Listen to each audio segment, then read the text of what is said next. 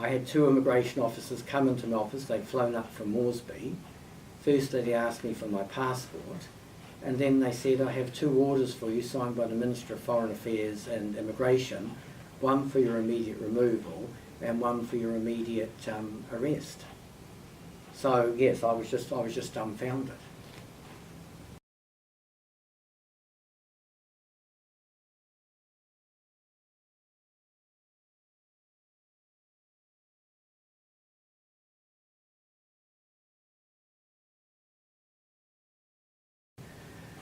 After I got those notices, I said, well, look, I think we better go and see the Archbishop. So we went over to the Archbishop's office, and he was as surprised as I was.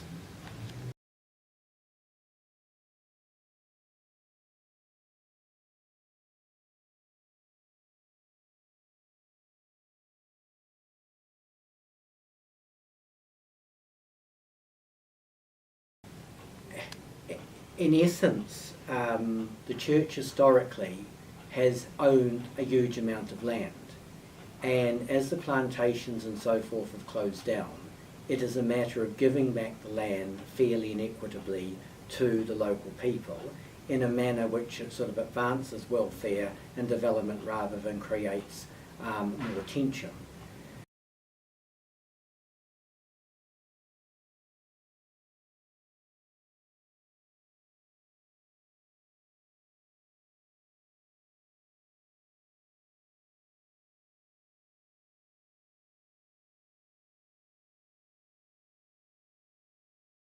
In terms of something like, say, an oil palm project, you've got to look at a number of issues. The idea, they've got a new concept called a special agricultural business lease, which the idea is to convert customary land to state lease and allow people, customary landowners, to lease to different companies to develop it. And the idea is that's supposed to bring services to remote and neglected areas, which Pomio is one. But when you look at that, you've got to have certain checks and balances. One is, are local people being paid a fair rental? Two is there adequate protection for the environment? Is there adequate protection for waterways? Are sacred sites like cemeteries, like caves with ancestral drawings and things going to be respected? And is there going to be meaningful development?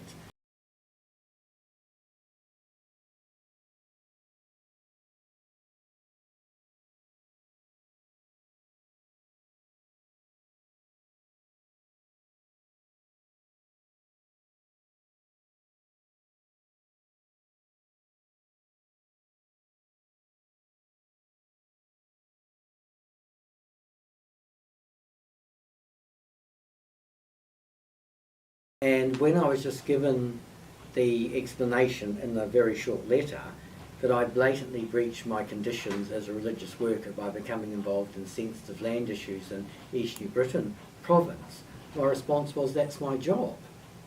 90% or at least 80% of my job would be dealing with land issues.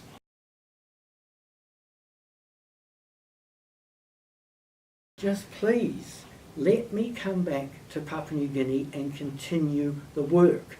There's a lot of work being left up in the air, and it's actually detrimentally affecting a large number of people. I'm not the ideal person for the job, I'll be the first to admit that, but there's nobody else who wants to do the job. And I've been there 3 years now, so obviously I'm in the middle of a whole lot of pieces of work which I want to try and finish. And I think it's in the interest of as I say, I'm not the ideal person for the job. There's no one else to do it. And I think it's in the interest of everybody. I just go back and try and carry on with the work.